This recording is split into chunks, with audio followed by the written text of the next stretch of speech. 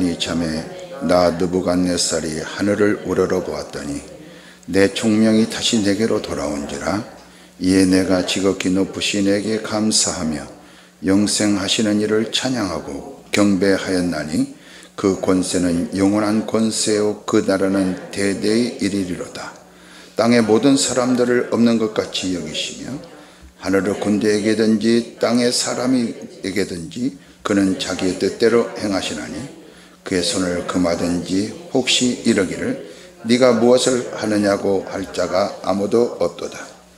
그때 내 총명이 내게로 돌아왔고 또 내 나라의 영광에 대하여도 내 위엄과 광명이 내게로 돌아왔고 또 나의 모사들과 관원들이 내게 찾아오니 내가 내 나라에서 다시 세움을 받고 또 지극한 위세가 내게 더하였느니라. 그러므로 지금 나 느부갓네살은 하늘의 왕을 찬양하며 칭송하며 경배하노니 그의 일이 다 진실하고 그의 행하심이 의로우심으로 교만하게 행하는 자를 그가 능히 낮추심이라. 아멘. 다니엘 4장 34절로 37절 말씀을 통해서 교만하게 행하는 자를 그가 능히 낮추심이라, 이런 제목으로 은혜를 나누도록 하겠습니다. 다니엘 4장 1절에서 18절은 하나님께서 교만한 자를 낮추실 것을 꿈으로 경고한 내용입니다.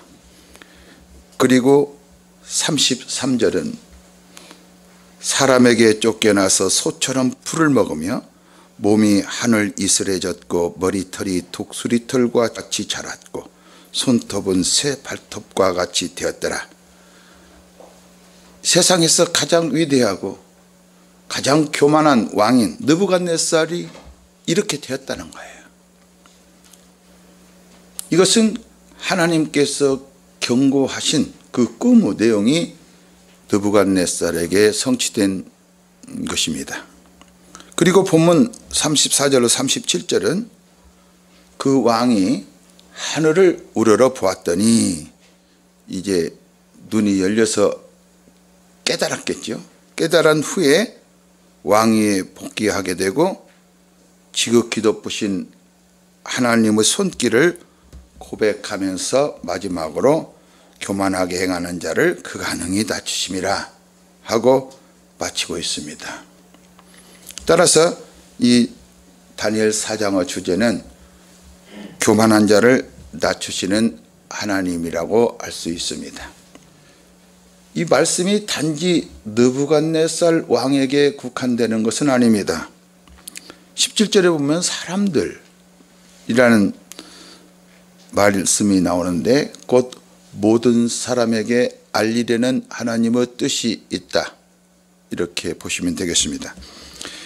이 31절에서 보면 나라의 왕위가 내게서 떠났느니라, 이것은 자기가 왕의 자리에서 쫓겨났다는 거예요. 이런 말씀은 참으로 우리에게 두렵고 엄정한 말씀으로 다가오게 하는 것입니다. 29절에서 30절에 보면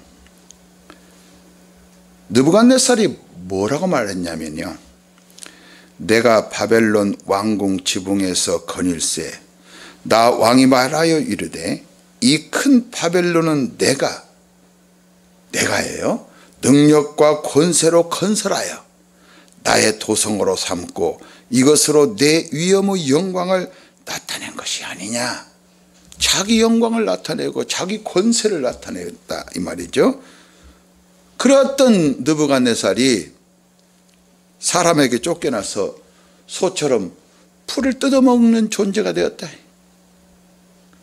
그런 중에 하늘을 우러보게 되었다, 이 말이죠. 그리고 하나님이 누구신가를 고백하게 되었다. 그러므로 하늘을 우러보지 않고는 절대로 하나님이 누구신가를 알 길이 없다. 우리는 모든 만물을 보면 기이한 창조 역사를 보고 놀라지 않을 수 없습니다. 우리는 그것을 보고 내 자신을 낮출 수가 있어요. 그 교만한 느부갓네살 왕이 이제 고난과 수치를 통과한 후에 하나님이 누구신가를 말하고 있는 것 같이 우리 또한 이렇게 고난과 수치를 경험하고 나면 대부분 하나님의 택한 백성들은 하나님이 누구신가를 찬양하고 경배하게 됩니다. 이 교만한 인간은 본성적으로 하늘을 우러러 보려고 하지 않습니다. 땅의 것만 봅니다. 꼭 꿀꿀 돼지 같아요. 꿀꿀꿀꿀꿀 땅의 것만 봅니다. 하나님은 이 본문을 통해서 세상에서 가장 교만한 느부갓네살로 하여금 하늘을 우러러 보고 입으로 진리를 말하게 하심으로 하나님을 대적하는 교만한 인간들이 핑계치 못하도록 합니다. 로마서 1장 18절로 20절을 보시면 하나님의 진노가 불의로 진리를 막는 사람들이 모든 경건하지 않음과 불의에 대하여 하늘로부터 나타나나니 이는 하나님을 알만한 것이 그들 속에 보임이라. 하나님께서 이를 그들에게 보이셨느니라. 창세로부터 그의 보이지 아니하는 것들 곧 그의 영원하신 능력과 신성이 그가 만드신 만물에 분명히 보여 알려졌나니 그러므로 그들이 핑계하지 못할지니라. 이 어리석은 인간들은 그 생각과 마음을 허망한 데 둡니다. 그리고 어두운 데 둡니다. 그리고 하나님의 진리를 거짓으로 바꿔서 창조주보다 피조물을 더 경배하고 섬깁니다. 이것이 바로 우상 숭배예요. 느부갓네살 입을 통해서 선포된 진리는 먼저 영원히 스스로 존재하시는 하나님입니다. 자, 이거 보시면 느부갓네살이 뭐라고 했냐면 34절에 내가 지극히 높으신 이에게 감사하며 영생하시는 이를 찬양하고 경배하였나니 이렇게 말하고 있습니다. 이것은 성경 전체에서 가르치고 있는 진리입니다. 하나님은 스스로 계시고 존재의 뿌리가 되십니다. 출애굽기 3장 13절로 14절을 보시면 모세가 하나님께 아뢰입니다. 내가 이스라엘 자손에게 가서 이르기를 너희의 조상이 하나님이 나를 너희에게 보내셨다 하면 그들이 내게 묻기를 그의 이름이 무엇이냐 할 것입니다. 내가 어떻게 말하겠습니까? 내가 무엇이라고 그들에게 말할까요? 하나님이 모세에게 이르시되 나는 스스로 있는 자이니라. I am that I am. 또 이르시되 너는 이스라엘 자손에게 이같이 이르기를 스스로 있는 자가 나를 너희에게 보내셨다 하라. 하나님만이 스스로 계시는 분이에요. 피조물이 영원히 존재해야 한다면 그 존재 이유는 바로 영원히 스스로 계시는 하나님께 있다. 토기장이가요, 자기 그릇이 우리에게는 보이지 않은 그 흠을 토기장이는 발견하고 여지없이 깨뜨려 버립니다. 하나님이 모든 것을 다 없애버리신다고 하더라도 그분은 여전히 복되시고 거룩하신 분이십니다. 히브리서 1장 10절로 12절을 보시면 또 주여 태초에 주께서 땅의 기초를 두셨으며 하늘도 주의 손으로 지으신 바라. 그것들은 멸망할 것입니다. 오직 주는 영존할 것이요 그것들은 다 옷과 같이 낡아지리니 의복처럼 갈아입을 것이요 그것들은 옷과 같이 변할 것이나 주는 여전하여 연대가 다함이 없으리라 하였으나, 이렇게 말씀하고 있어요. 그러니까 우리로 하여금 영원히 함께 하게 하시려고 그리스도 안에 우리를 두시는 것입니다. 그리스도를 믿지 않고는 영원히 멸망이에요. 사람들에게는 이 말이 그냥 추상적이고 아무 말도 아닌 것 같이 들리지만 믿는 우리에게는 생명의 말씀이요 위로의 말씀이 되는 것입니다. 우리는 정해진 시간에 육과 영이 갈라지는 변화를 맞게 됩니다. 이것 보고 첫째 사망이라고 그래요. 예수 그리스도를 믿지 않는 자는 둘째 사망에 처하게 되고 믿는 자는 영생으로 들어가게 될 것입니다. 그런데 우리가 죽음 뒤에는 새로운 옷을 입는 재창조의 은혜를 입게 됩니다. 그러므로 예수 그리스도를 믿는 사람은 예수 그리스도와 함께 죽고 함께 사는 그런 은혜를 입어서, 그러므로 누구든지 그리스도 안에 있으면 새로운 피조물이라 이전 것은 지나갔으니 보라 새 것이 되었도다. 이렇게 새 창조의 은혜를 입게 되는다. 재창조를 하겠다, 그것은 하나님이 정하신 뜻이에요. 사람이 얼마나 죄악된 모습인가를 드러내시고 그것을 대신 감당하셔서 내가 너희를 얼마나 사랑하는 줄 아느냐 하고 그리스도 안으로 들어오도록 초청을 한다 이 말이죠. 첫 창조를 하시는 주님은 재창조를 그리스도 안에서 하신 줄을 믿습니다. 이 창조된 피조물들은 시간이 지나면 낡아지고 변화되는 것이 하나님의 뜻입니다. 그래서 겉사람은 부패하나 속사람은 날로 날로 새롭도다. 그래서 우리는 겉사람이 후패하지만 속사람이 있다면 이제 영원한 몸으로 입게 될 것입니다. 하나님은 시간이 필요 없습니다. 그래서 시간 속에서 변화가 없어요. 하나님은 완전한 현재 속에 거하십니다. 그분은 영원 속에 거하십니다. 영원하신 하나님께서는 시작하는 출발점 없습니다. 영원부터 영원까지 하나님이시기 때문에 그렇습니다.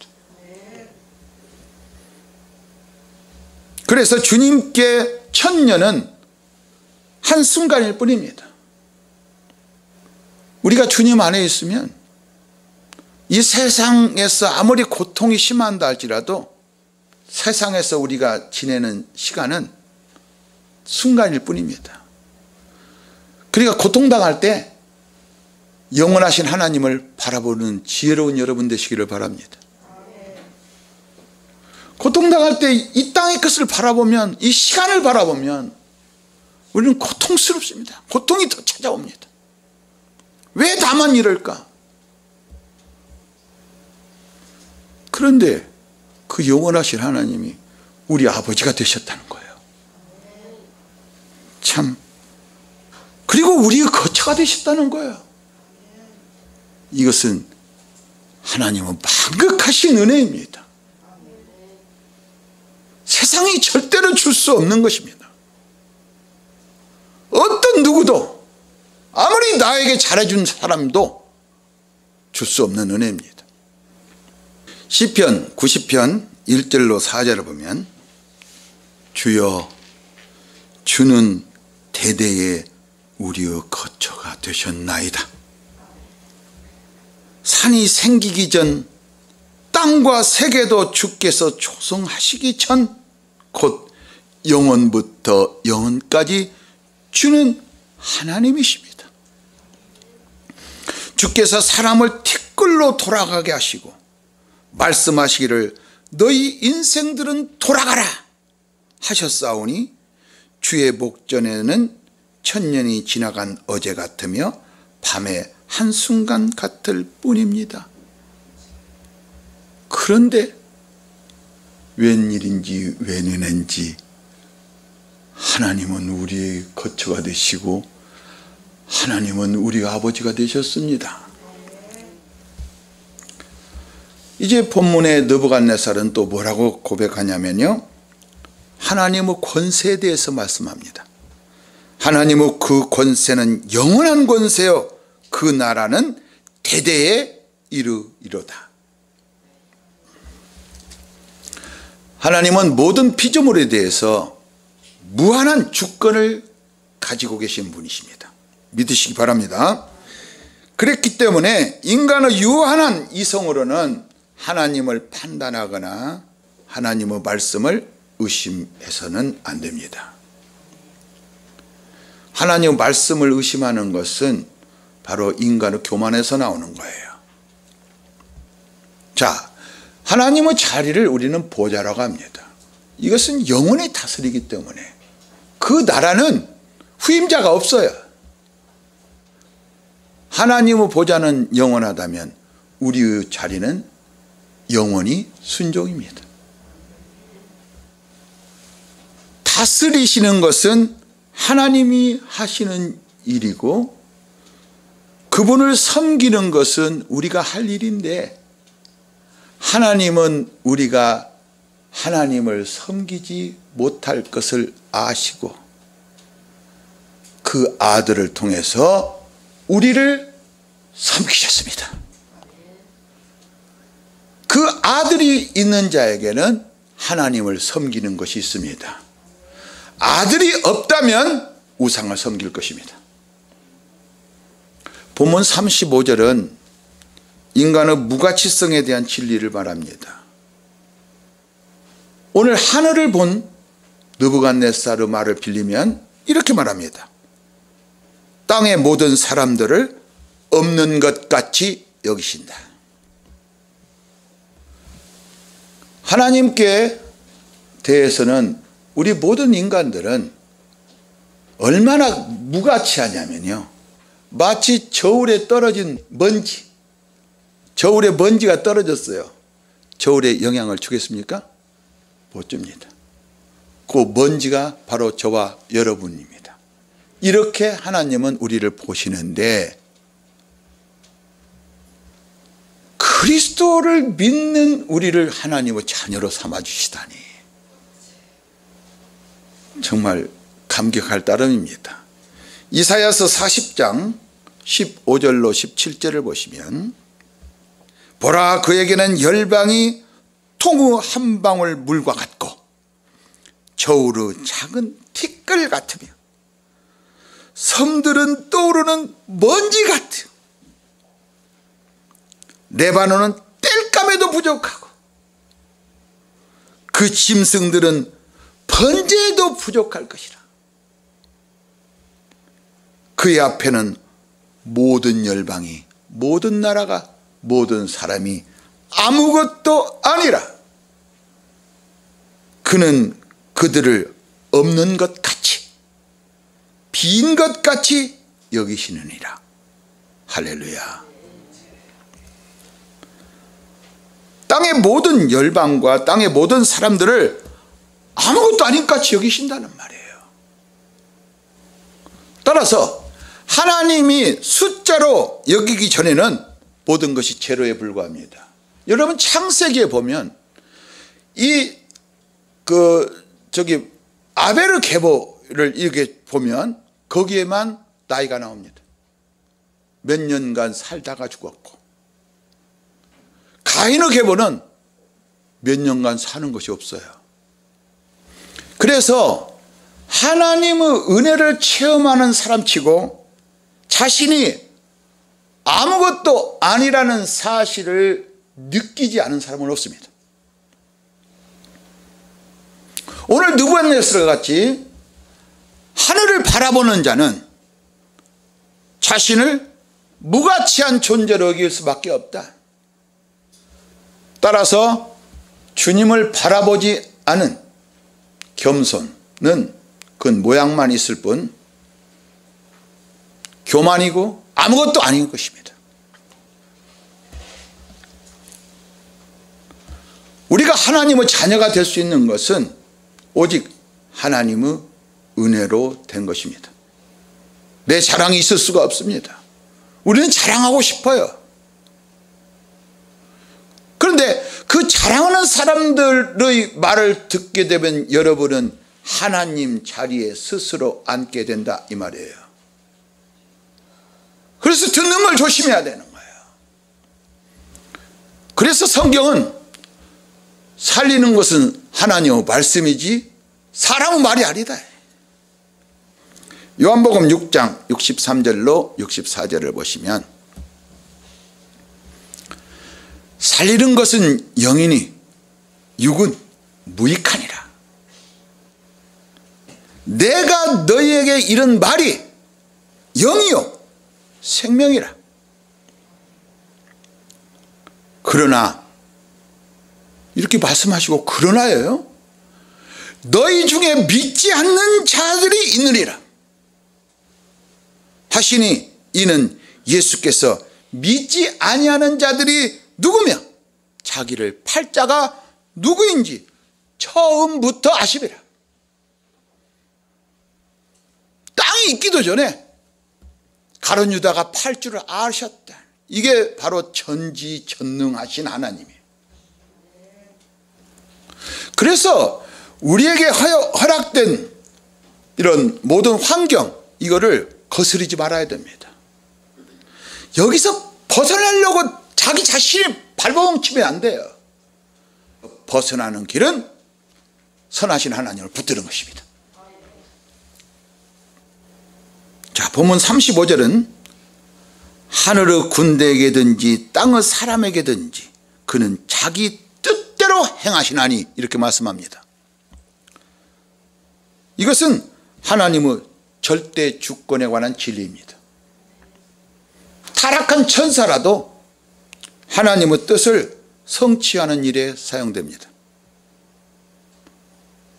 가룟 유다도 차라리 태어나지 않은 것만 못했지만 그는 하나님의 뜻을 성취하는 도구로 사용되어지고 영원히 멸망에 빠집니다. 사도행전 2장 23절로 24절을 보시면 그가 하나님께서 정하신 뜻과 미리 아신 대로 내준 바 되었거늘 너희가 법 없는 자들의 손을 빌려 못 박아 죽였으나 하나님께서 그를 사망의 고통에서 풀어 살리셨으니 이는 그가 사망에 매어 있을 수 없었습니다. 그러므로 예수 그리스도를 믿는 우리는 사망이 붙들 수가 없다. 어떤 핍박도 우리를 붙들 수가 없다. 이런 뜻을 알게 하시는 거죠. 그래서 이 요셉도 총리가 되고 자기 형들이 이렇게 찾아오는 그것을 보면서 뭐라고 했느냐면 형들은 나를 헤아려 했으나 하나님은 이를 선으로 바꾸셨어. 그리고 이 백성들을 구원하시려는 도구로 사용하셨다. 또 35절은 그의 손을 금하든지 혹시 이르기를 네가 무엇을 하느냐고 할 자가 아무도 없도다. 인간에게 하나님의 명령을 거역할 힘 자체가 없는데 우리는 하나님의 명령을 거역할 힘이 있는 것처럼 살아갑니다. 그리고 하나님의 뜻을 거역한 일에 대해서 뭐라고 심지어는 하냐면 사람인데 어쩔 수 없잖아.